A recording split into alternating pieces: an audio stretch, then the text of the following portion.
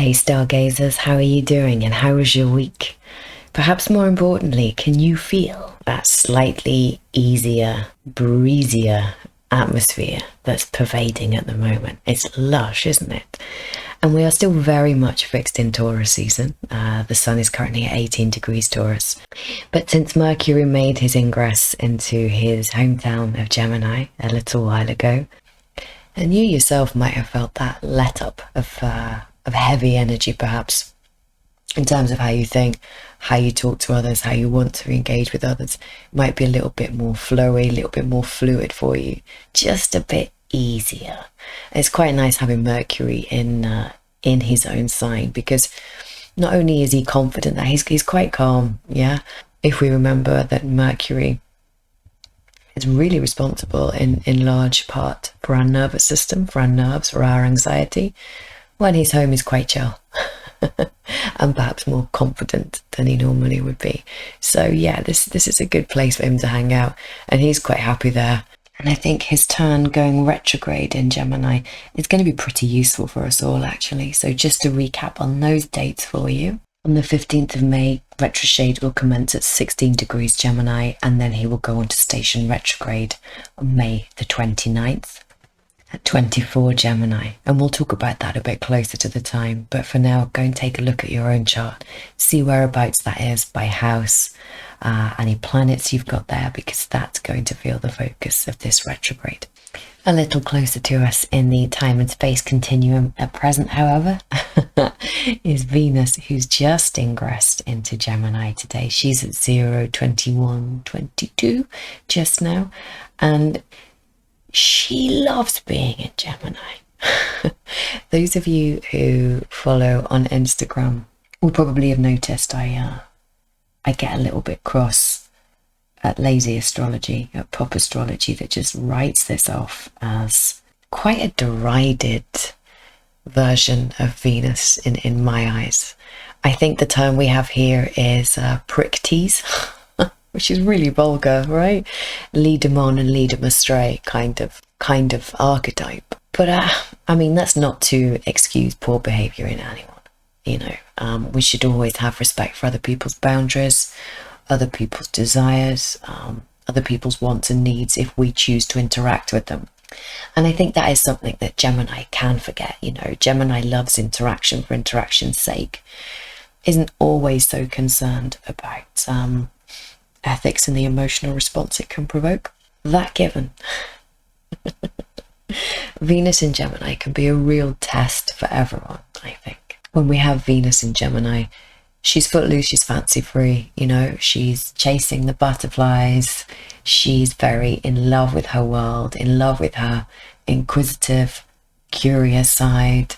She wants to explore, and yeah, perhaps sometimes that can lead to situations that we don't necessarily want. But there's a lesson there, I guess, for Venus in terms of learning emotional accountability, perhaps, as well as others. When you see people who are free and unfettered in their experience, when they're tasting, when they're testing, when they're exploring, how do you respond to people when you see them doing that? Do you approve? Do you approve the Venus in Gemini message, or does it make you feel slightly insecure? I think that the placement can do two things for us, right? On the one hand, Venus in Gemini, just as we said a minute ago, can help us to explore emotional and ethical accountability of our social interaction. But the flip side of that is it can show us where we're repressed. It can show us where we judge people according to our own desires, our own fears, and our own securities in relationships. And what I would hate for people to suffer is for them to be a bit too scared of being judged, a bit too scared of the wrath or condescension of others who don't approve of what they're up to and how they're up to it. So I would encourage you to really explore your own ideals of freedom of expression, how you communicate, how you want to understand your own world. Yeah, I would really dig into that and see how you feel. And again, a great place to start will be your own birth chart. What's your own Venus doing? What condition is she in? Where do you have Gemini? Which house? What planets are there? Yeah, go and have a little look. That will tell you a lot about how you interact here. So I would encourage you to be mindfully you. Yeah, get out there, explore, question, express yourself, enrich your environment, enrich your life, or being equally mindful of the experience of other people, perhaps. I say perhaps. And I really like the Sabian symbol for the first degree of Gemini. A glass-bottom boat reels undersea waters. That sums up Gemini summertime vibe to me a treat. Like, wow, look at all this stuff I can see and learn about and interact with and enjoy. That's very much the really kind of beautiful, almost childlike, inquisitive nature of Gemini. And on the same day, we have another incredibly powerful ingress, and that of Ceres into Taurus. This is where I would naturally put Ceres, I think, as the Roman goddess of agriculture. She does have that flip side to her, that scarcity, when a daughter is hoiked away by Pluto, nicked, as we'd say here in the UK. But I think being in Taurus suits her. I've got an article on the website that talks about Ceres and what she can mean in the birth chart. I'll put a link on the little Instagram thingy. You can go and have a read of it. Ceres, mother of Persephone, is the Earth Mother. Yeah, she provides that natural bounty of the earth, except when Pluto decides to nick her daughter, and then she gets a bit pissed off. So the other side of Ceres is that scarcity, that refusal to provide because you've taken too much from her. So she can also speak a little about maternal rage. She can speak about how we deal with loss, how we deal with trauma. But here in Taurus, just as Mercury is really, she's home, she's comfortable, and this will be a really powerful omen to when we look at the new moon in Taurus. We spoke about this a little bit in terms of how we can go on and initiate that new 6-month cycle to increase our own abundance. If we've got Ceres hanging out here too, I think we're in good company. So this is great for us, I think, this month. And quite funny, really, when we look at the astronomy, or at least the astronomical classification. Ceres was actually upgraded, I think, in 2006 from an asteroid to a dwarf planet. At the same time, Pluto got demoted. Oh, that's what you get when you nick kids, Pluto.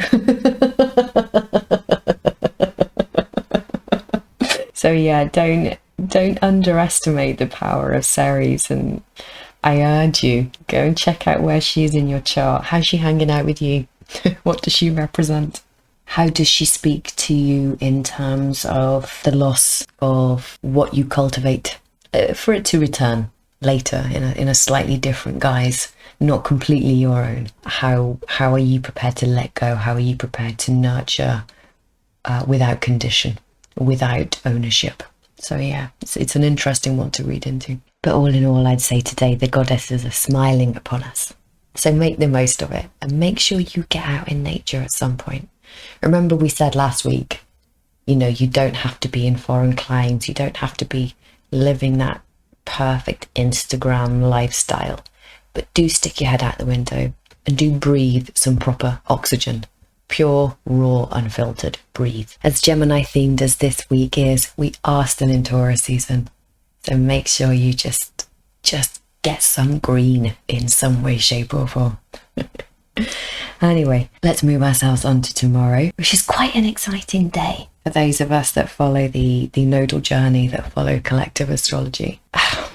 And I saw the other day somebody said that the nodes are only relevant for the individual birth chart. And don't get me wrong, everyone's entitled to their own beliefs, certainly where astrology is concerned. You know, there's a million and one different ways to go about the art. But that just doesn't make sense to me, because if we negate the transit, we negate the natal.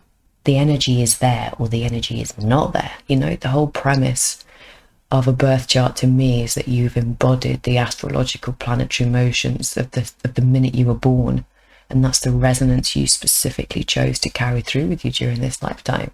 How would the nodes be any different? So quite an interesting discussion I've seen play out there, but for me and for us here, as you guys know, the nodes really show us that, you know, the desired intended pathway of the collective, so to speak.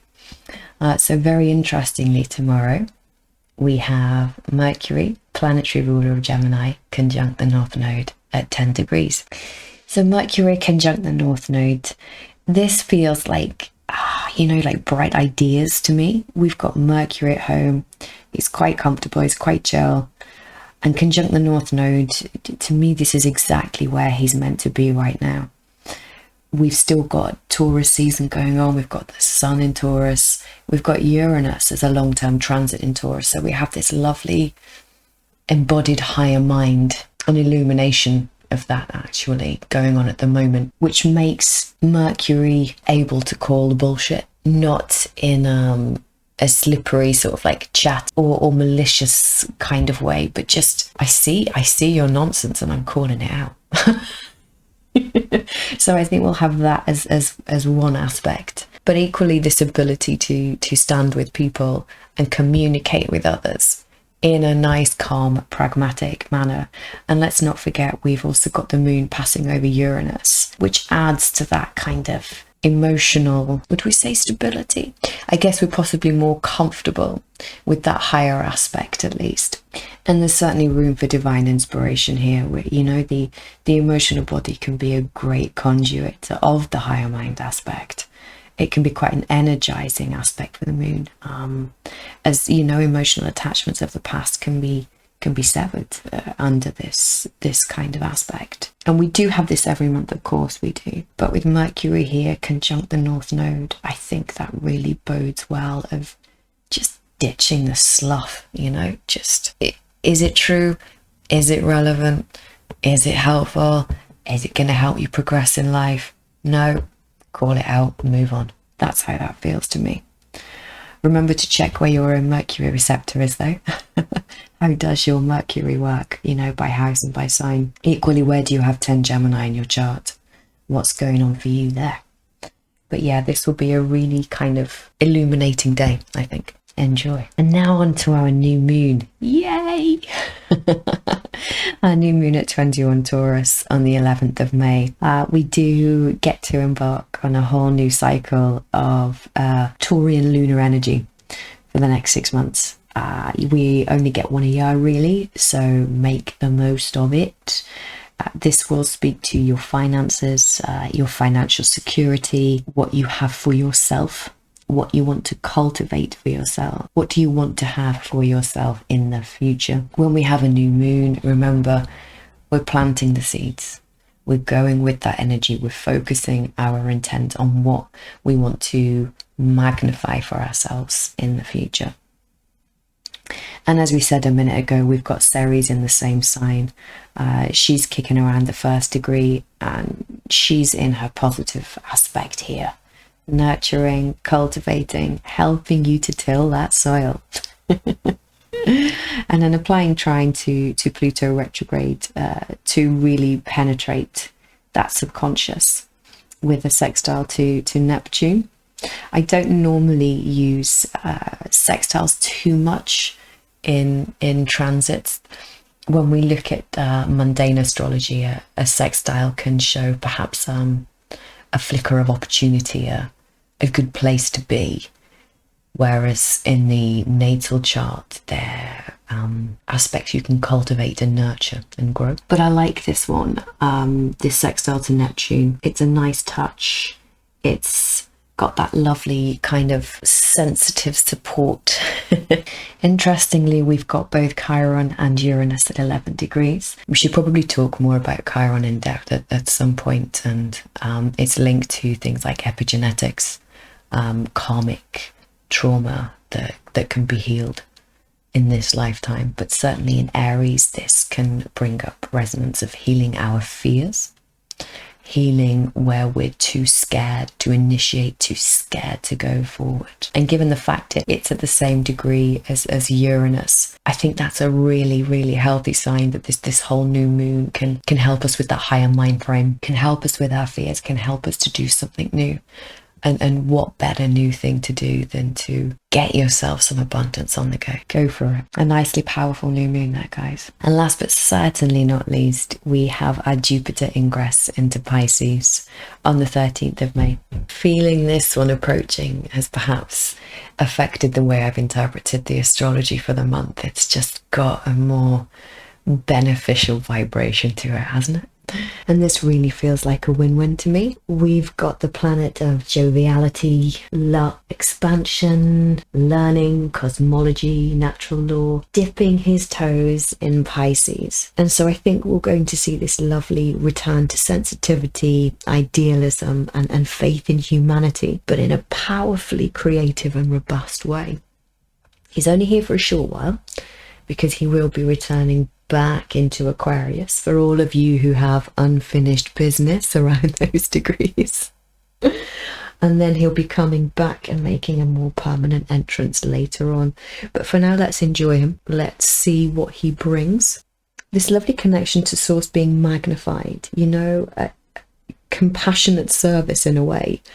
Also a great time for entrepreneurship too, but entrepreneurship that's perhaps aimed at being of service to people, offering up your help to others, not necessarily to gain for yourself, but to give and to receive. There's that kind of lovely mutual positive benefit from this. And again, this ingress all under that new moon in Taurus. On the day of Jupiter's ingress, we've got the South Node creating an inconjunct with Mars and Uranus, ultimately forming a yod, I guess. I do tend to be a bit of a stickler here with yod formation because the South Node isn't a body. I wouldn't necessarily lend that terminology perhaps, but still interesting given it's in Jupiter's home turf.